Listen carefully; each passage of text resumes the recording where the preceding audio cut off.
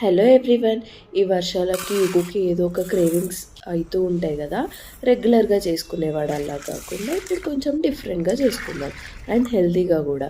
1 cup మినపప్పుకి 1/2 cup శనగపప్పు 1/2 cup పెసరపప్పు వేసి ఒక 3 hours సోక్ చేయండి. సోక్ చేసిన దాన్ని ఒక మిక్సీలో వేసుకొని ఒక 10 to 12 పచ్చిమిర్చి, 1 స్పూన్ జీలకర్ర వేసి అది పేస్ట్ లాగా అయిన తర్వాత సాల్ట్ వేసుకొని, మనకి స్ప్రింగ్ ఆనియన్ దొరుకుతాయి, అవి మంచిగా వాష్ చేసి చిన్న చిన్న కట్ చేసుకొని మంచిగా మిక్స్ చేసి వడల్లాగా వేసుకోండి. చాలా టేస్టీ ఉంటాయి, చాలా హెల్తీ కూడా స్ప్రింగ్ ఆనియన్.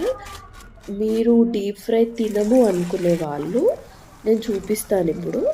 ఫస్ట్ ఒక non stick pan or dosa pan పైన ఆయిల్ అప్లై చేసుకొని అది కొంచెం కొంచెం ఇట్లా ప్రెస్ చేసుకొని 2 sides కాల్చుకోండి. చాలా టేస్టీ ఉంటాయి. ఇంకెందుకు లేట్, మరి ట్రై చేసి ఎలా వచ్చిందో నా కమెంట్ బాక్స్లో